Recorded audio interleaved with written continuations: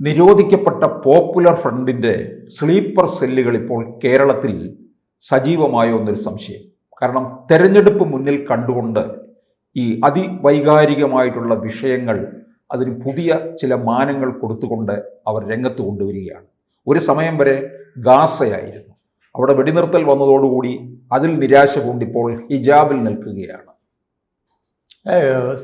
ഈ PFIയുടെ സ്ലീപ്പർ സെല്ലുകൾ മാത്രമല്ല, അവർ സ്ലീപ്പില്ലാത്ത സെല്ലുകളും ആയിട്ടും സജീവമായിട്ട് പ്രവർത്തിക്കുന്നുണ്ട്.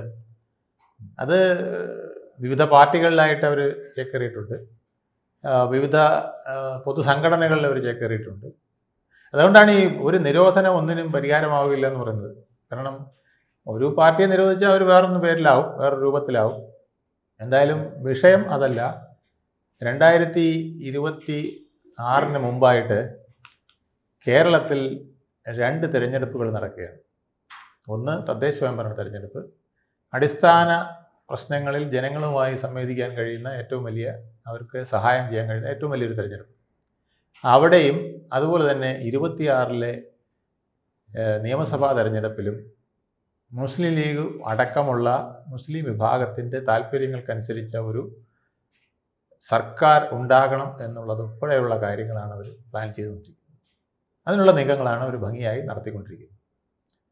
അതിന് പ്രധാനപ്പെട്ട കാരണം ഇപ്പോൾ ഇത്രയധികം ആവേശത്തോടെ വരാൻ കാരണം ഗാസയിലെ യുദ്ധം അവസാനിച്ചത് മാത്രമല്ല, കേരളത്തിൽ കോൺഗ്രസ് എന്ന് പറയുന്നത് ഏതാണ്ട് ശിഥിലമായി പോയിരിക്കുന്നു എന്നുള്ളത് മുസ്ലിം സംഘടനകൾക്ക് മുഴുവൻ മനസ്സിലായിട്ടുണ്ട്. മുസ്ലിം ലീഗിന് നേരത്തെ അറിയാം.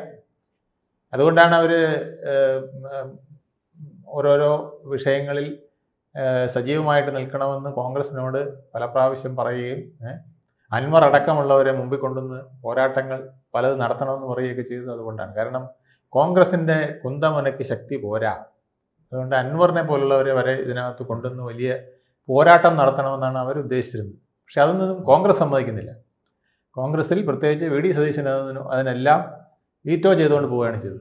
അപ്പം അങ്ങനെ പോയി ഇപ്പോൾ കൂടുതൽ ശക്തമായിട്ട് പിണറായി വിജയൻ്റെ നേതൃത്വത്തിൽ പല പരിപാടികളുമായിട്ട് മുന്നോട്ട് വരുന്നു. അതുപോലെ തന്നെ BJPയും പല തന്ത്രങ്ങളും ആവിഷ്കരിച്ചുകൊണ്ട് ത്രികോണ മത്സരം ഉണ്ടാക്കി വലിയ ഒരു മുന്നേറ്റത്തിന് വേണ്ടി ശ്രമിക്കുന്നു. ഈ കാലഘട്ടത്തിൽ കോൺഗ്രസ് പുറകോട്ട് പോകുന്നത് കണ്ടുകൊണ്ട് ഇനി മറ്റൊരു മാർഗമില്ല, മുസ്ലിം വോട്ടുകളുടെ ഏകീകരണം മാത്രമേ നമുക്കൊരു രക്ഷയുള്ളൂ എന്നുള്ളതാണ് അവർ ചിന്തിച്ചു വച്ചിരിക്കുന്നത്. അതായത് 2,78,40,000 വോട്ടാണ് കേരളത്തിൽ 26 ഇലക്ഷന് വരാൻ പോകുന്നത്, 2026. അതിൽ ഒരു 30% വോട്ടെന്ന് വെച്ചു. കാരണം ഒരു 70% പോൾ ചെയ്തു. ഏതാണ്ട് സൂക്ഷ്മമായ ഒരു 2 കോടിക്ക് അടുപ്പിച്ച്, അല്ലെങ്കിൽ 2 കോടി കൂട്ടിക്കും, 2 കോടി വോട്ടുകൾ പോൾ ചെയ്യപ്പെടും. ആ 2 കോടി വോട്ടുകൾ പോൾ ചെയ്യപ്പെടുമ്പോൾ നമുക്ക് 50%, 1 കോടിക്ക് താഴെ കിട്ടിയാൽ, ഇപ്പോൾ 50% ഒന്നും വേണ്ട. കാരണം ഇവിടെ ത്രികോണ മത്സരം വരുമ്പോൾ സാധാരണയിൽ കോൺഗ്രസിന് കിട്ടുന്നത് 38 ഒക്കെയാണ്. ഇപ്പോൾ അതിലും കുറയുമെന്ന് വരെ സംശയമുണ്ട്. അപ്പോൾ കോൺഗ്രസിന് വോട്ടും മുസ്ലിങ്ങൾ എൻ ബ്ലോക്കായിട്ട് നിന്നാൽ കിട്ടുന്ന വോട്ടും കൊണ്ട് തന്നെ ഭരണത്തിൽ വരാമെന്നാണ് അവരുടെ ധാരണ. അതിന് പക്ഷേ CPMലേക്ക് പോകുന്ന മുസ്ലിം വോട്ടുകൾ, മറ്റ് ന്യൂട്രലായി നിൽക്കുന്ന മുസ്ലിം വോട്ടുകൾ എല്ലാം UDFൻ്റെ പെട്ടിയിൽ വീഴണം, അല്ലെങ്കിൽ മുസ്ലിം ലീഗിൻ്റെ തെട്ടൂരത്തിനൊത്ത് നിൽക്കണം. അപ്പം അതിനുള്ള ഒരു വിവാദമായിരുന്നു ഹിജാബ് വിവാദം. കാരണം ഇത്രയും നാളും ഇല്ലാത്ത, ജൂണിൽ വന്നു, അവിടെ വന്നു, സ്കൂളിൽ ചേർന്നു, ഒക്ടോബർ വരെ പ്രശ്നമില്ലായിരുന്നു. നവംബറിൽ കഴിയുമ്പോൾ ഉടനെ തന്നെ സ്ഥാനാർത്ഥി നിർണയ ഇലക്ഷൻ വരുന്നത് കൊണ്ട് അപ്പോൾ വന്നു, ഞങ്ങളുടെ തലയിൽ തട്ടമിടാൻ സമ്മതിക്കുന്നില്ല. അതുവരെ ഒരു പ്രശ്നവുമില്ല. ആ സ്കൂളിൽ അങ്ങനെ ഒരു സംഭവമില്ല, നിരവധി മുസ്ലിം കുട്ടികളുണ്ട്, ഒരു പ്രശ്നവുമില്ലായിരുന്നു. പെട്ടെന്നൊരു ഹിജാബ് വിവാദം വന്നു.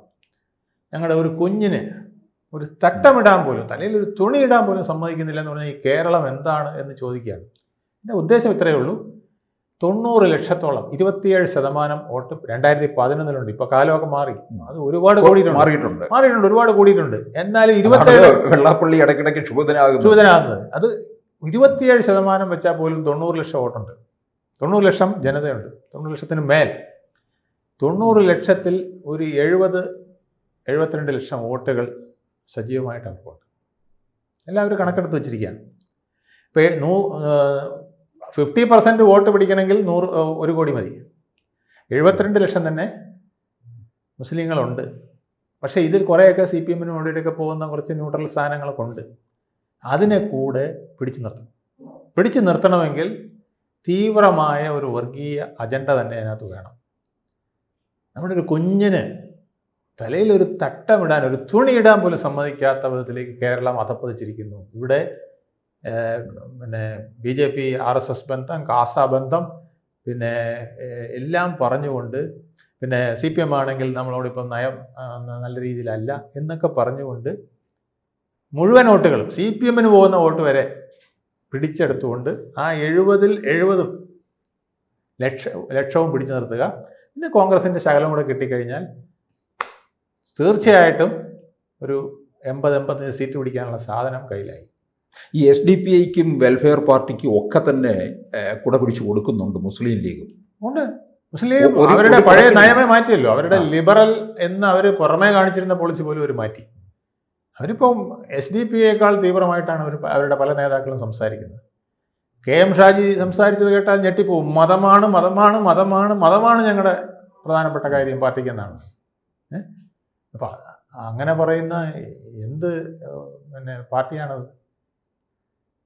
ഇത്തരം പാർട്ടികളെ പിന്നെ ശരിക്കും പറഞ്ഞാൽ ഇലക്ഷൻ കമ്മീഷൻ നിരോധിക്കുക വരെ ചെയ്യാം. അങ്ങനെയൊക്കെ പ്രസംഗിക്കുന്നവരെ ഇലക്ഷനിൽ നിന്ന് മാറ്റി നിർത്താം. മുസ്ലിം ലീഗിനെയാണ് UDF പിന്നെ അമിത പ്രാധാന്യം കൊടുത്തു മതേതരം എന്ന് പറഞ്ഞ് കൊണ്ടു നടക്കുന്നത്.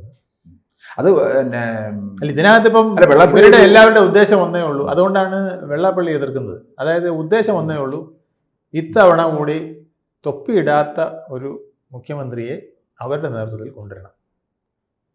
ഒന്നുകിൽ VD സതീശൻ, അല്ലെങ്കിൽ KC വേണുഗോപാൽ, ആരായാലും, അല്ലെങ്കിൽ X or Y, അത് അവർക്ക് പ്രശ്നമല്ല. നമ്മുടെ ഒരാളായിരിക്കണം അവിടെ നിൽക്കുന്നത്. നമ്മൾ പറയുന്ന കേൾക്കുമ്പോൾ ചാടി കളിക്കുന്ന ഒരു മുഖ്യമന്ത്രി അവിടെ വേണം. അതിനുള്ള നീക്കമാണ് നടന്നത്. അതിലവർ ഏതാണ്ട് വിജയിക്കുന്ന രീതിയിലാണ് ഹിജാബ് ഇപ്പോൾ കൊണ്ടുപോയിട്ടിരിക്കുന്നത്. ഇതിന് പുറമേ അവർ വേറൊരു മേമ്പടിയും ഇട്ടിട്ടുണ്ട്, മുനമ്പം നമ്മുടെ നട്ടല്ലൊടിക്കുന്നതാണെന്നും നമ്മുടെ പിന്നെ വസ്തുക്കൾ ഇങ്ങനെ നഷ്ടപ്പെടാനുള്ളതാണെന്നൊക്കെ പറഞ്ഞു വേറൊരു പ്രചരണവും കൂടെ അനധികൃതമായിട്ട് എടുത്തതാണെന്നുള്ളത് ഹൈക്കോടതി തന്നെ പറഞ്ഞിരിക്കുകയാണ്. അപ്പോഴാണ് പറയുന്നത് നമുക്ക് ന്യായമായിട്ടുള്ളതാണ്, അത് ഓരോരുത്തർ തട്ടിയെടുക്കുന്നതാണ്. ഇങ്ങനെ തട്ടിയെടുക്കാതിരിക്കാൻ നമുക്ക് ഭരണം വേണമെങ്കിൽ എല്ലാ വോട്ടും നമ്മുടെ വെട്ടി വീഴണം. അപ്പോൾ അതുകൊണ്ട് ഹിജാബ് പ്രശ്നം, മുനമ്പം പ്രശ്നം, പിന്നെ ഇനി ഏതൊക്കെ പ്രശ്നങ്ങൾ കൊണ്ടുവരാമോ അതെല്ലാം കൊണ്ടുവന്നുകൊണ്ട്, വിദ്യാഭ്യാസത്തിൻ്റെ പ്രശ്നമോ ഏത് പ്രശ്നമാണോ ബാക്കി കൊണ്ടുവരാവുന്നതെല്ലാം കൊണ്ടുവന്നുകൊണ്ട് ഇത്തവണ ഭരണം പിടിക്കുക. 26-ൽ ഒരു തൊപ്പി വയ്ക്കാത്ത മുസ്ലിം ലീഗ് മുഖ്യമന്ത്രി എങ്ങനെയെങ്കിലും ഇവിടെ എത്തിക്കുക എന്നുള്ളതാണ്. അത് കോൺഗ്രസ്സിന് അതിനുള്ള ശക്തിയില്ല. അപ്പോൾ നമ്മളിതിന് മാക്സിമം വോട്ടുകൾ കൊടുത്തുകൊണ്ട് മുന്നോട്ട് വരണം. അതുകൊണ്ടാണ് CPM ഇതിനകത്ത് ചാടി വീണിരിക്കുന്നത്. ഹിജാബിൻ്റെ പ്രശ്നത്തിൽ അവരെക്കാൾ തീവ്രമായിട്ട് CPM ചാടി വീണിരിക്കുന്നത് കൊണ്ടാണ്. CPM-ന് അറിയാം, ഇങ്ങനെ നിന്നില്ലെങ്കിൽ നമ്മുടെ കൂടെ ഉള്ള മുസ്ലിം വോട്ടും കൂടെ പോകും. അപ്പോൾ അതുകൊണ്ട് മുസ്ലിം ലീഗിനെ പോലെ തന്നെ പിന്നെ നമ്മുടെ ശിവൻകുട്ടിയെ കൊണ്ട് പറയിക്കുകയാണ്, അത് തട്ടമിട്ടാൽ എന്താ കുഴപ്പം, പിന്നെ ഹിജാബ് ധരിച്ചാൽ എന്താ കുഴപ്പം, ഹിജാബ് ധരിച്ചാൽ കുഴപ്പമുണ്ട് എന്ന് പിന്നെ NCC പിള്ളേരുടെ കാര്യത്തിൽ ഹൈക്കോടതിയിൽ സ്റ്റേറ്റ്മെൻറ്റ് അഫിഡവിറ്റ് കൊടുത്തവരായി ഈ പറയുന്നത് 22-ൽ. ഇപ്പോൾ മാറ്റി പറയുകയാണ്. അതിൻ്റെ കാരണം ഇതാണ്, അല്ലെങ്കിൽ ഉള്ള വോട്ടും കൂടെ പോകും. ആരെങ്കിലും കുറച്ച് മുസ്ലിം വോട്ടുകൾ നമുക്ക് തരുന്നുണ്ടെങ്കിൽ അതും കൂടെ പോകും. നേമത്തൊക്കെ ശിവൻകുട്ടി അടക്കമുള്ളവർ വിജയിച്ചത് ഒരുപാട് മുസ്ലിം വോട്ടുകൾ കിട്ടിയിട്ടാണ്. നമുക്കറിയാമല്ലോ, ഇവിടുത്തെ മണക്കാടും കമലേശ്വരം വാർഡുകളിലൊക്കെ ഉള്ള ആ വോട്ട് എണ്ണിയപ്പോഴാണ് തിരിച്ച് ശിവൻകുട്ടി ലീഡിലേക്ക് വന്നത്. അതുവരെ ശിവൻകുട്ടി പലപ്പോഴും പുറകിലായിരുന്നു. അപ്പം അതുൾപ്പെടെയുള്ള കാര്യങ്ങൾ അവർക്കറിയാം, എവിടെയൊക്കെ മുസ്ലിം വോട്ടുകൾ തങ്ങൾക്ക് അനുകൂലമായിട്ട് ഇപ്പം നിൽക്കുന്നുണ്ട്. മലപ്പുറത്ത് ഒക്കെ പ്രതികൂലമാണ്, പക്ഷേ ഈ തെക്കൻ കേരളത്തിൽ പലയിടത്തും അനുകൂലമായി നിൽക്കുന്ന സ്ഥലങ്ങളുണ്ട്, അവിടുന്നും കൂടെ വോട്ട് പോകും. അതുകൊണ്ടാണ് CPM കട്ടുകട്ടിയായിട്ട് 22-ലെ ഹിജാബിൽ നിന്നും 25-ൽ ഹിജാബ് ധരിക്കാമെന്നുള്ള സ്റ്റേറ്റ്മെൻറ്റിലേക്ക് വന്നത്. അപ്പോൾ ലക്ഷ്യമൊന്നേ ഉള്ളൂ, മുസ്ലിം വോട്ടുകളുടെ ഏകീകരണം ഉണ്ടാക്കുക. പക്ഷേ ഇത് ചില്ലറ കളിയല്ല. ഇങ്ങനെയൊക്കെ കളിക്കുമ്പം കുട്ടികൾക്കിടയിൽ പോലും വലിയ സ്പർദ്ധകളും പ്രശ്നങ്ങളും ഉണ്ടാക്കുക, വിദ്യാലയങ്ങളിൽ പ്രശ്നങ്ങൾ ഉണ്ടാക്കുക, കലാലയങ്ങളിൽ പ്രശ്നം ഉണ്ടാക്കുക, ഒരു കലാപ കേന്ദ്രമായിട്ട് കേരളം മാറുമോ എന്ന് നമുക്ക് സംശയിക്കേണ്ട വിധത്തിലേക്ക് ഈ പ്രശ്നങ്ങളെ ചെന്നെത്തിക്കും എന്നുള്ളതാണ്. സമാധാന കേരളത്തിന്, മതേതര കേരളത്തിന് ഒരു വിലങ്ങുതടിയായിട്ട് ഇതെല്ലാം വന്നു ഭവിക്കും. അതാണ് പ്രശ്നം. കൂടുതൽ വാർത്തകളും വിശേഷങ്ങളും നിങ്ങളിലേക്ക് എത്താൻ ABC മലയാളം സബ്സ്ക്രൈബ് ചെയ്യുക, ബെൽബട്ടനും അമർത്തുക.